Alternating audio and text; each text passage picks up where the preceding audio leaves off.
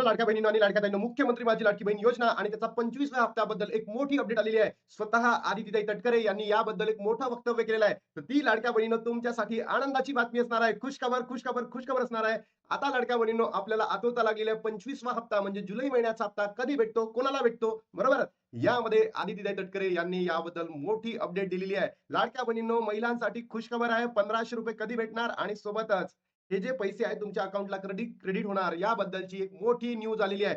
तत्पूर्वी लाडक्या बहिणींनो, आषाढी एकादशीच्या तुम्हा सर्वांना अंतःकरणातून मी आणि माझ्या फॅमिली तर्फे तुम्हा सर्वांना आषाढी एकादशीच्या हार्दिक, हार्दिक, हार्दिक शुभेच्छा. तुमचं जीवन भरभराटीचं जावं तुमच्या आयुष्यामध्ये.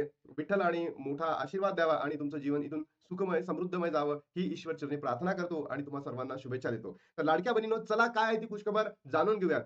बघा लाडक्या बहिणींनो, एक केस गेली होती हायकोर्टमध्ये आणि हायकोर्टमध्ये केस गेल्यानंतर हायकोर्टने सुद्धा आदित्य तटकरे म्हणजे सरकारला काहीतरी सुनावलं होतं. पण त्याच्या बदल्यात या आदित्य तटकरेंनी सरकारला आणि त्या अपोझिट लीडरला आणि हायकोर्टला खूप काही प्रत्युत्तर दिलेलं आहे. तर त्याचं सगळं तुम्हाला या व्हिडिओच्या माध्यमातून सांगणार आहे. मुख्यमंत्री माझी लाडकी बहीण योजनेत विरोधकांच्या टीकेला महिला व बालविकास मंत्री आदिती तटकरे यांनी चोख प्रत्युत्तर दिले आहे.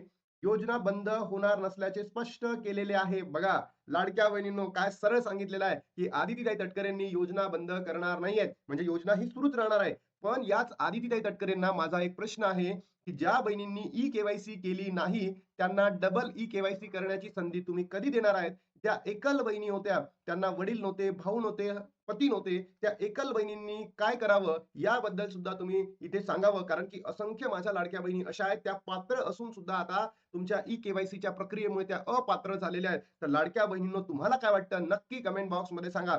सोबतच महायुती सरकारची ही योजना महिला सक्षमीकरणासाठी सुरूच राहील. कोणतेही हप्ते चुकले नाहीत असे त्यांनी सांगितले. म्हणजे जे हायकोर्टात गेले होते त्यांना प्रत्युत्तर म्हणून किंवा विरोधी पक्ष त्या लाडकी बहिणी योजनेच्या घेऊन अनेक प्रश्न विचारत होते. त्यामुळे आदित्य तटकरे यांनी हे अत्यंत महत्त्वाचं उत्तर या ठिकाणी दिलेलं आहे. मान्य आहे, सगळंच मान्य आहे. पण आदित्य तटकरे तुम्हाला माझी नम्र विनंती आहे, की ज्या बहिणींची आतापर्यंत ई-के-वाय-सी झालेली नाही आहे. काही कारणास्तव त्या एकल होत असल्यामुळे त्यांच्याकडे पतीचे किंवा वडिलांचे डॉक्युमेंट्स उपलब्ध नव्हते. अशा बहिणींसाठी सुद्धा तुम्ही काहीतरी करा. आज आषाढी एकादशी आहे. माझ्या लाडक्या बहिणींकडनं मी तुम्हाला नम्र विनंती करतोय.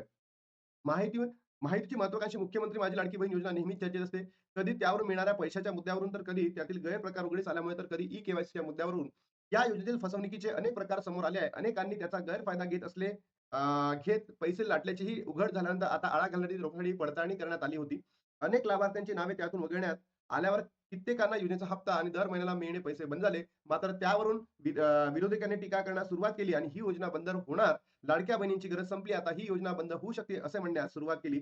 मात्र सरकारकडून यावर स्पष्टीकरण देण्यात येत असून लाडकी बहीण योजना सुरूच राहणार आहे असं महिला व बालविकास मंत्री आदिती तटकरे यांनी पुन्हा स्पष्ट केलेलं आहे.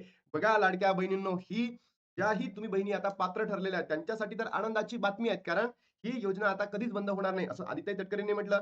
पण प्रॉब्लेम असा आहे, की ज्या बहिणींची ई-के-वाय-सी झाली नाहीये, ज्या बहिणी एकल आहे, त्या बहिणींचं का किंवा सरकारच्या चुकीमुळे त्या लाडक्या बहिणी आपली ई-के-वाय-सी करू शकले नाहीत. त्या बहिणींसाठी सरकारने एकदा तरी विचार करावा आणि त्या बहिणींना योजनेमध्ये अपात्र आहे आता तर त्यांना पात्र करून घ्यावं. एवढीच माझी नम्र कळकळीची विनंती आहे सरकारकडे. तसंच लाडकी बहीण योजनेवरून टीका करणाऱ्यांना चोख प्रत्युत्तर दिल्यानंतरही त्यांनी हायकोर्टात याचिका दाखल केली होती. आज लाडक्या बहिणींचा पुळका येऊ शकत नाही असे त्यांनी सुनावले. बघा, त्यानंतर अजून काय म्हणालात त्या बघू. लाडकी बहीण योजनेवरून विरोधकांनी जी टीका होते, ती मी गांभीर्याने घेत नाही. ही योजना आणूच नका, शासनाचे नुकसान होईल या शब्दात विरोधकांनी लाडकी बहीण योजना सुरू असताना विरोध केला होता. काही मंडळी तर उच्च न्यायालयात देखील गेली होती. त्यामुळे ज्यांनी हायकोर्टात याचिका दाखल केली आहे, त्यांना आज लाडक्या बहिणीचा पुळका येऊ शकत नाही. म्हणजे काय, काही विरोधकांनी जेव्हा ही योजना चालू करणार होते, तेव्हाच विरोध केला होता, की बाबा देऊ नका कारण की याच्यामुळे महाराष्ट्र सरकारचं नुकसान होते. मलाही असं कधी-मध्ये वाटतं लाडक्या बहिणींनो, की तुम्ही विचार करा, की इतका पैसा या योजनेसाठी लावला जातो. तेवढाच जर पैसा महाराष्ट्रामध्ये रोजगार निर्मितीसाठी लावला जाईल, तुमच्या आरोग्यासाठी लावला जाईल, महाराष्ट्रामध्ये शिक्षण व्यवस्था योग्य पद्धतीने व्हावी यासाठी लावला जाईल, पब्लिक इन्फ्रास्ट्रक्चर यासाठी लावला जाईल. तर विचार करा, याच्या माध्यमातून रोजगार निर्माण होईल. रोजगारामधून तुम्हाला जास्त 1500च मिळण्यापेक्षा तुम्हाला जास्त पैसे मिळतील. चांगलं एज्युकेशन आपल्या मुलांना मिळतील, पालकांना मिळतील, आहे की नाही? याच्या माध्यमातून आपला महाराष्ट्राचा विकास होऊ शकतो, असं माझं वैयक्तिक मत आहे. पण सरकार देत आहे, आपलेच पैसे सरकार तर लुटणारच आहे. तर आपले पैसे आपल्याला का नाही? असंही माझं दुसरं मत आहे. जेव्हा चांगलं काम आपण करत असतो, तेव्हा सरकारवर टीका होत राहणारच. विरोधक म्हटल्यावर टीका करणार, असंही त्या म्हणाल्या. लाडकी बहीण योजना सुरूच राहणार. अत्यंत महत्त्वाचा बद्दल यांनी सांगितलंय. याच्यावर 4 ते 5 वेळा सांगितलं आहे, की लाडकी बहीण योजना सुरूच राहणार आहे. शासकीय योजना जास्तीत जास्त लोकांपर्यंत पोहोचवाव्यात एकच महायुतीचे धोरण आहे. मुख्यमंत्री देवेंद्र फडणवीस उपमुख्यमंत्री एकनाथजी शिंदे, उपमुख्यमंत्री सुनेत्रा पवार या सर्वांच्या नेतृत्वामध्ये लाडकी बहीण योजना कायम सुरूच ठेवणार आहोत, असंही आदी तटकरे यांनी स्पष्ट केले आहे. यंदा अधिवेशनामध्ये आम्ही महिला शेतकऱ्यांसाठी धोरण आणले, ते महिलांपर्यंत आम्ही पोहोचवणार आहोत. लखपती दीदी असेल किंवा इतर योजना वेगवेगळ्या योजनांच्या माध्यमातून महिला सक्षम करण्याचा प्रयत्न सरकार करत आहे. लाडकी बहीण योजनेची एकही हप्ता चुकवलेला नाही. जर एखाद्या महिन्यात चुकलेला असेल, तर पुढच्या महिन्यात 2 महिन्याचे पैसे मिळालेले आहेत, असंही त्यांनी मिळाले. येस, याबद्दल दुमत नाही आहे. आदित्य तटकरे तुम्ही जे बोललात ते अगदी बरोबर आहे. पण तुम्ही 2 वर्ष झाले ही योजना सुरू ठेवली. याच्यात आम्हाला काहीच म्हणायचं नाही. आम्ही तर तुम्हाला सपोर्टच करतो. पण ज्या बहिणींची ई-के-वाय-सी रखडलेली आहे, त्या बहिणी पात्र असून सुद्धा त्यांना अपात्र करण्यात आलेलं आहे. ज्या बहिणी एकल आहेत, अशा बहिणींना तुम्ही फक्त आणि फक्त एक संधी द्या. त्यांचीही ई-के-वाय-सी करून घ्या आणि त्याच्या माध्यमातून त्यांचा लाभ पुन्हा सुरळीत सुरू करा. एवढीच माझी कळकळीची विनंती आहे आदिताई तुम्हाला.